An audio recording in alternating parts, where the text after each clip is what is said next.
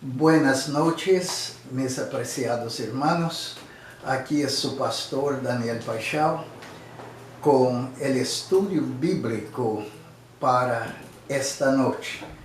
Como ustedes han seguido cada semana el estudio bíblico que producimos para los hogares, estamos siguiendo y estudiando la carta de Pablo a los Efesios.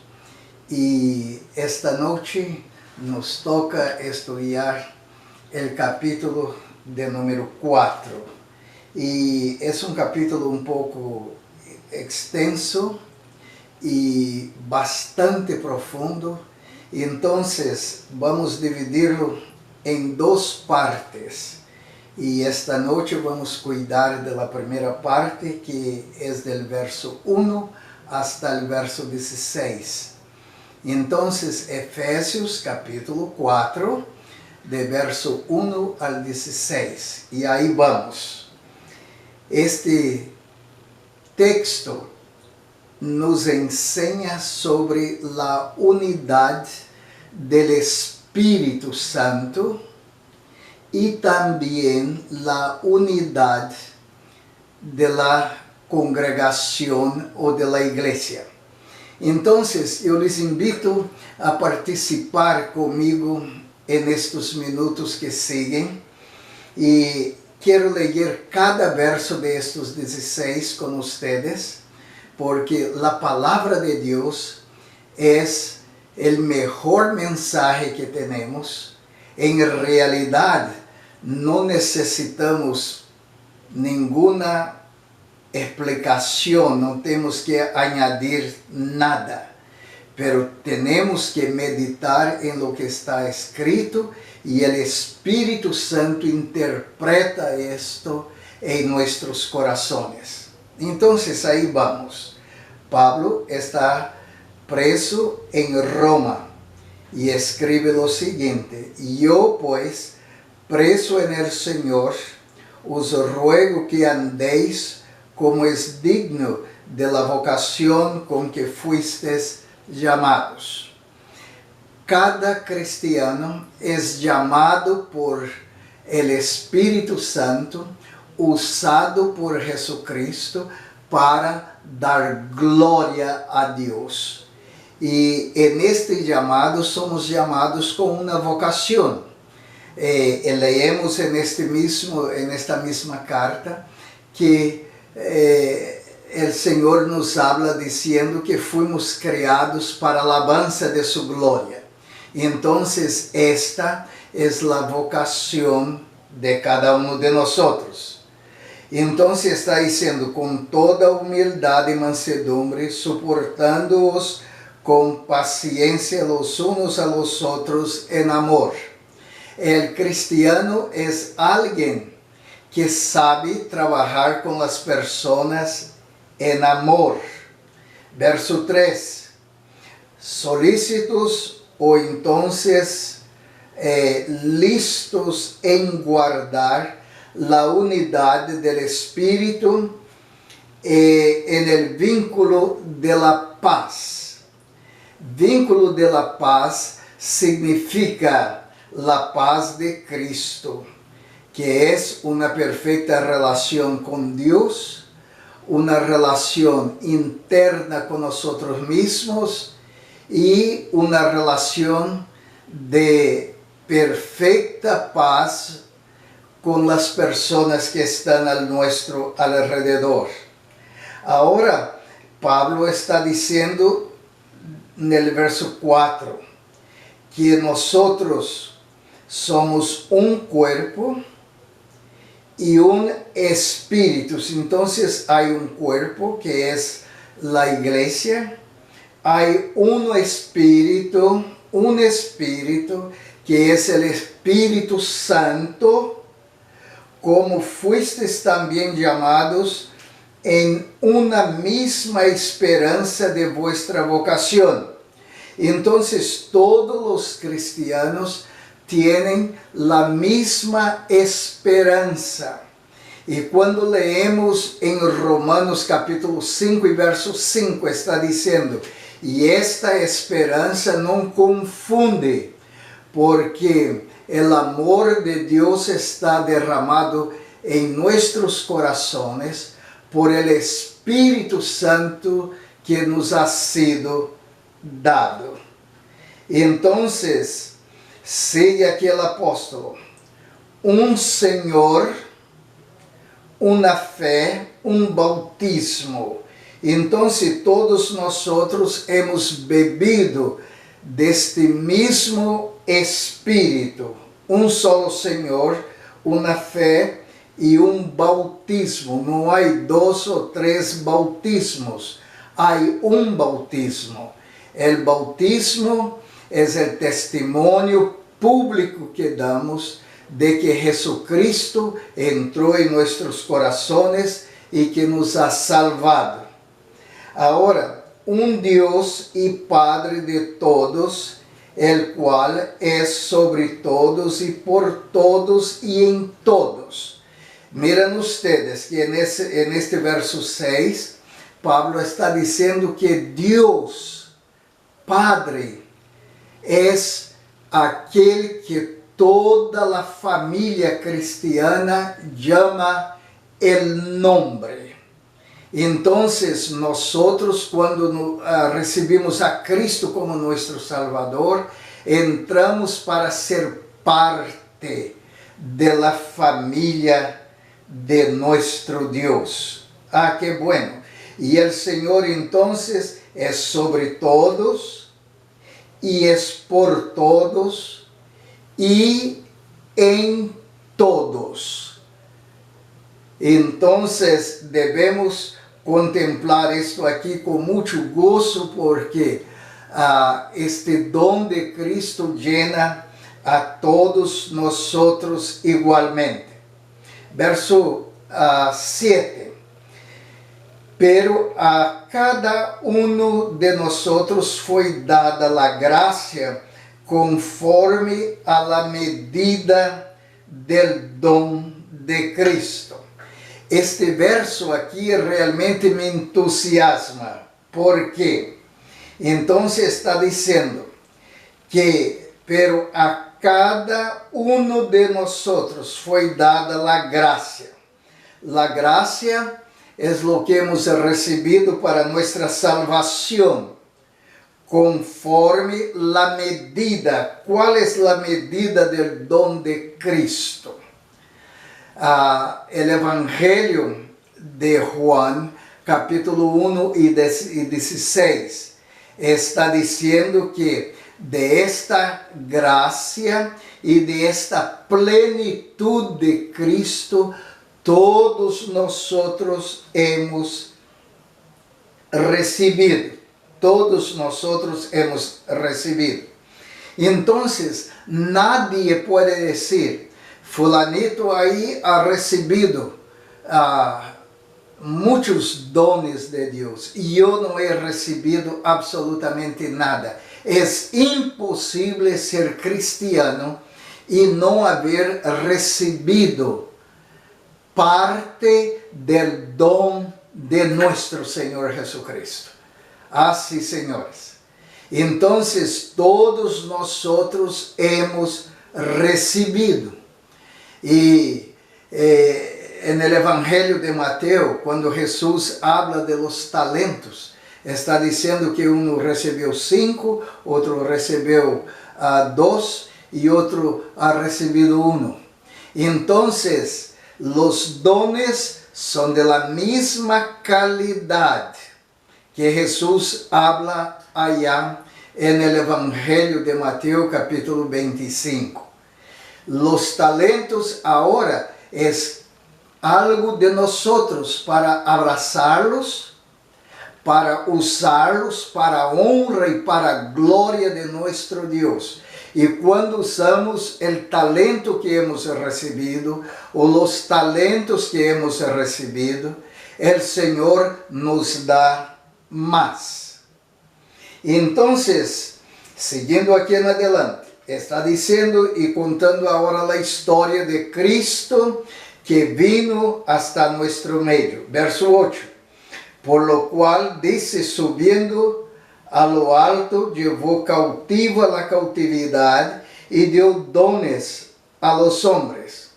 El Señor Jesucristo ha repartido dones que son regalos, son presentes con los cuales corona nuestra vida para el servicio cristiano. Entonces está diciendo el verso 9, y eso de que subió, que es, sino que también había descendido primero a las partes más bajas de la tierra. Jesucristo vino hasta nosotros de un pesebre. Jesús pasa a una cruz, de una cruz a una sepultura, pero de la sepultura el Señor ha resucitado para nuestra justificación y ahora está sentado a la mano derecha de nuestro Dios. Aleluya. Ahora, queridos hermanos, una cosa muy interesante es que el pesebre donde nació Jesús está vacío, la cruz está vacía, la sepultura está vacía, porque Jesús ascendió al trono y en el trono de nuestro Dios, Jesucristo está sentado a la mano derecha de nuestro Padre, de donde vendrá un día para juzgar a los vivos y a los muertos. Y entonces, el verso 10, Jesús al descendiendo entre nosotros, también es el mismo que también subió encima de todos los cielos para llenarlo todo.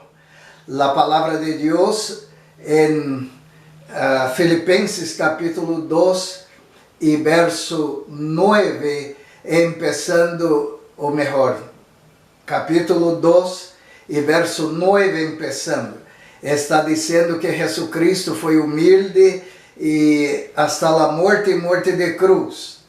Pero también está diciendo que Dios lo exaltó al sumo y le dio un nombre que es sobre todo el nombre, para que al nombre de Jesucristo se doble toda rodilla de los que están en el cielo, en la tierra y aún bajo la tierra.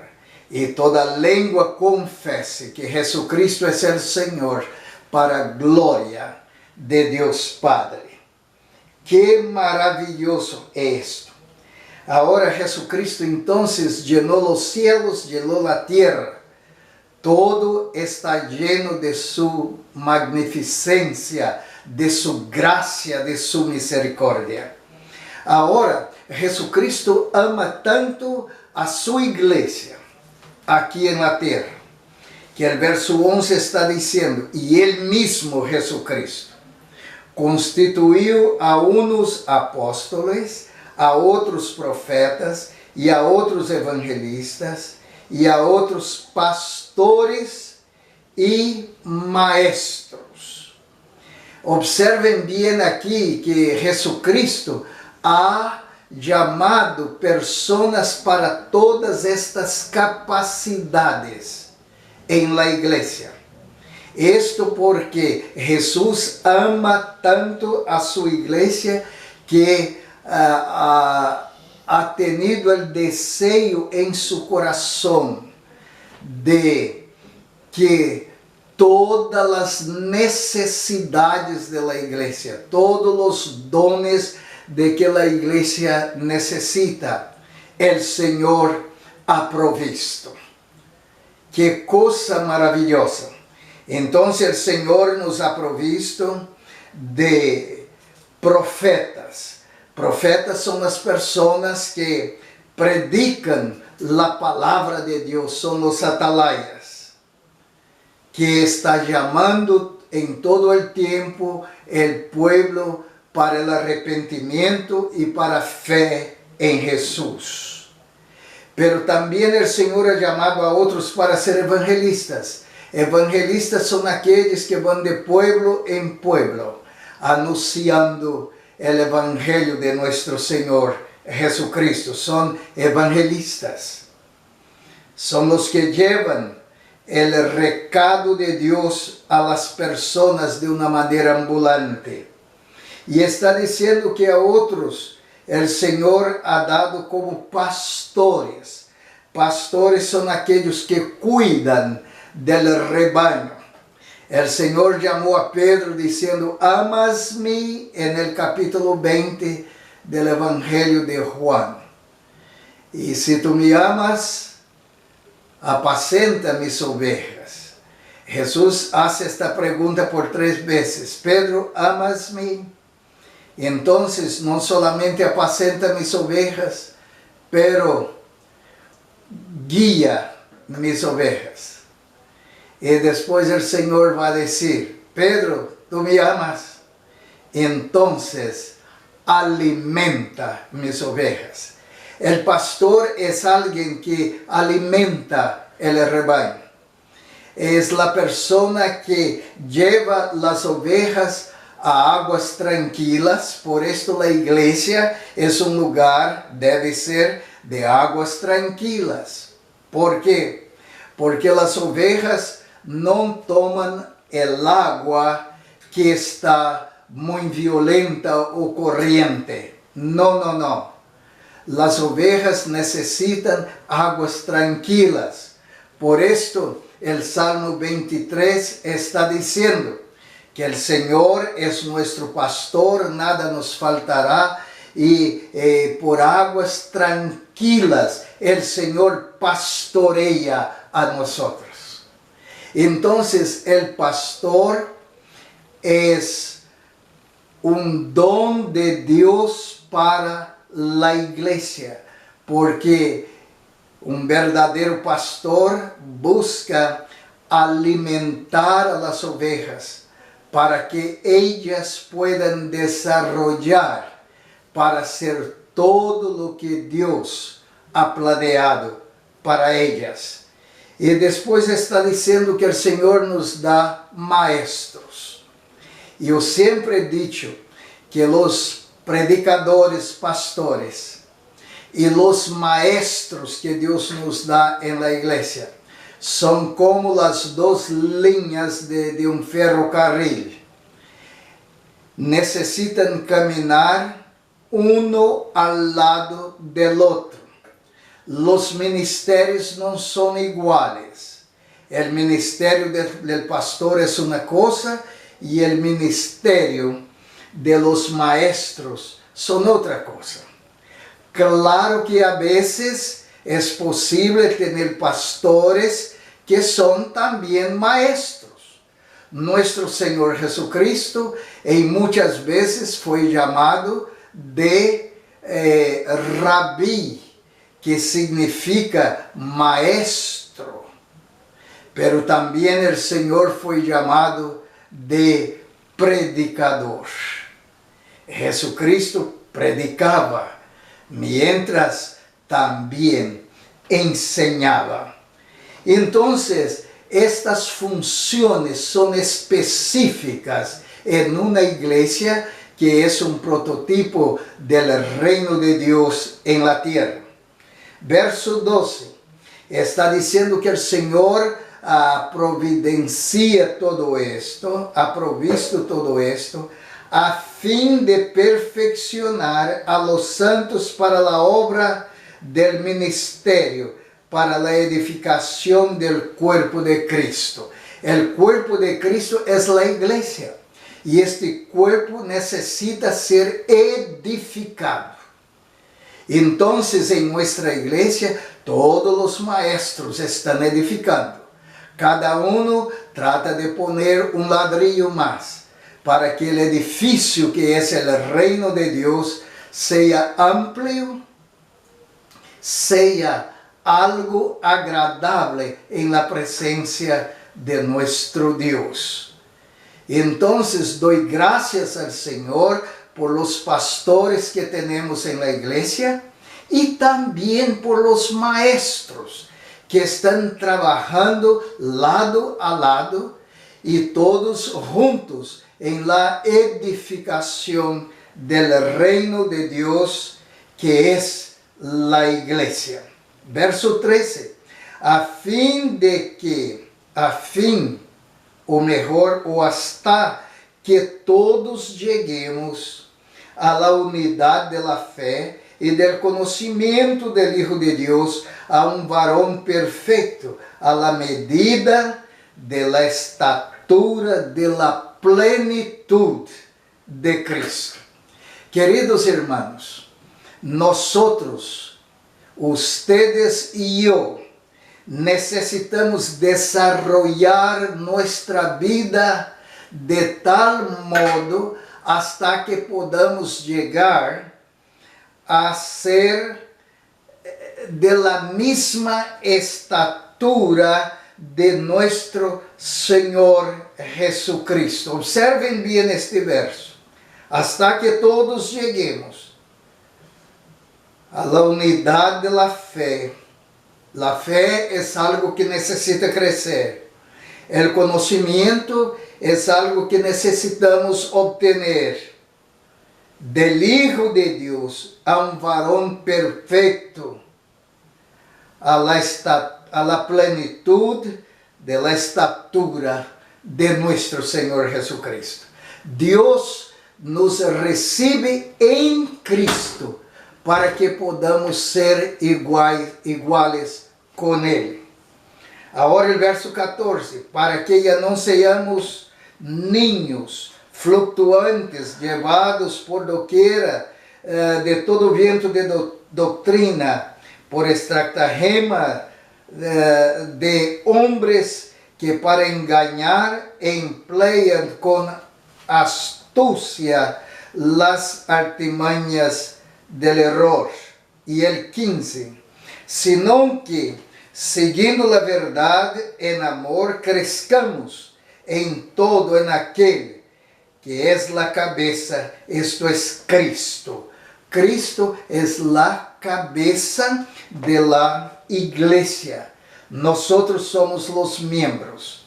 Y el último, el verso 16 está diciendo, entonces si Cristo, esto es la cabeza de la iglesia, de quien todo el cuerpo bien concentrado o concertado y unido entre sí por todas las coyunturas que se ayudan mutuamente según la actividad propia de cada miembro, recibe su crecimiento para edificación en amor.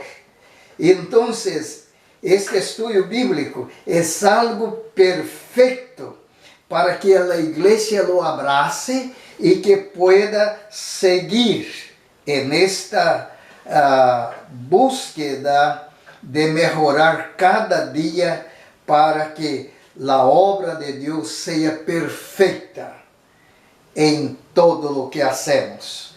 Entonces yo diría con ustedes, si hacemos esto, a Dios sea la gloria. Vamos a orar en este momento. Bendito Señor, queremos pedir tu gracia y tu misericordia a la medida que este estudio de tu palabra es oído y que pueda ser puesto en la práctica de nuestro vivir. Rogamos, Señor, tu bendición ahora con aquellos que están en sus hogares y que van a estar orando, van a estar intercediendo unos por los otros. Rogamos por ellos. Rogamos por nuestros enfermos. Pedimos tu gracia y misericordia con cada uno de ellos. Oramos por nuestra iglesia en general y pedimos, Señor, que tu gracia sea sobre nosotros. Oramos agradecidos en el dulce y precioso nombre de Cristo, nuestro Señor amado. A Dios sea la gloria. Amén.